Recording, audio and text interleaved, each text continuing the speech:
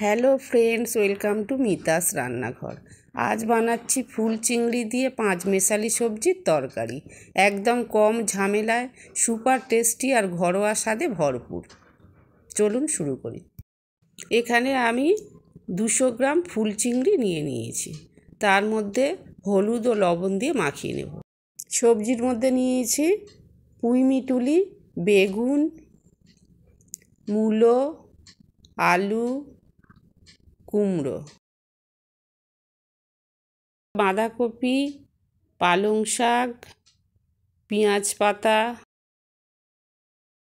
ধনে শাক, পেঁয়াজ, আদা, কাঁচা লঙ্কা, টমেটো। এরপর কড়াইয়ে আমি পরিমাণ মতো তেল দিয়ে দেব, দিয়ে চিংড়ি মাছটা দিয়ে হালকা করে ভেজে তুলে নেব। শীতকালে সবজির সিজনে পাঁচমিশালি সবজি দিয়ে এই ফুল চিংড়ির তরকারি খুব ভালো লাগে। একবার বন্ধুরা বানিয়ে খান। পাতলা মুসুর ডাল আর পাঁচমিশালি তরকারি, দারুণ টেস্টি। চিংড়ি মাছগুলো আমার ভাজা হয়ে গিয়েছে। ওই কড়ার মধ্যে আরও 5 চামচ সর্ষের তেল দিয়ে দেব। তেলের মধ্যে ফোড়নে দেব 1 চামচ 5 ফোড়ন, দিয়ে তার মধ্যে দেব পেঁয়াজটা একটু নাড়াচাড়া করে একটু ভাজা ভাজা হলে এর মধ্যে দিয়ে দেব আলুগুলো দিয়ে আবারও নাড়াচাড়া করে একটু ভেজে নেব।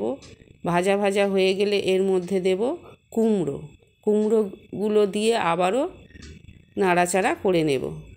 তারপরে দেব মূলো, পুঁই মিটুলি দিয়ে আবারও সব একসাথে ভালো করে মিশিয়ে নাড়াচাড়া করে নেব। একটু ভাজা ভাজা হয়ে গেলে এর মধ্যে এরপর দেব বাঁধাকপিগুলো দিয়ে আবারও ভালো করে নাড়াচাড়া করে ভেজে নেব। এরপর দেব বেগুনগুলো দিয়ে আবারও নাড়াচাড়া করে ভালো করে ভেজে নেব। তারপর দেব টমেটো, আদা দিয়ে সব রকম নাড়াচাড়া করে নিয়ে এর মধ্যে দেব পেঁয়াজ পাতা,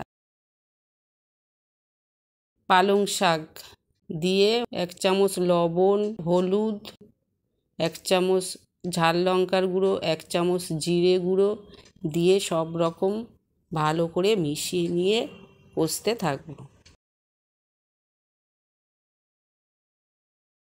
এরপর এর মধ্যে দিয়ে দেব ভেজে রাখা ফুল চিংড়ি, দিয়ে ভালো করে সব একসাথে মিশিয়ে নেব। এর মধ্যে দিয়ে দেব 1 চামচ চিনি, দিয়ে ভালো করে নাড়িয়ে নেব। তারপর দেব ধনেপাতা ছড়িয়ে দিয়ে ওপর থেকে ভালো করে নাড়াচাড়া করে একসাথে মিশিয়ে নেব। এই আমার পাঁচমিশালি সবজির তরকারি তৈরি। এই ছিল আজকের রেসিপি। যদি ভালো লাগে বন্ধুরা লাইক, শেয়ার, কমেন্ট ও সাবস্ক্রাইব করতে ভুলবেন না। আবার দেখা হবে নতুন কোনো রেসিপি নিয়ে। ভালো থাকুন, সুস্থ থাকুন, ধন্যবাদ।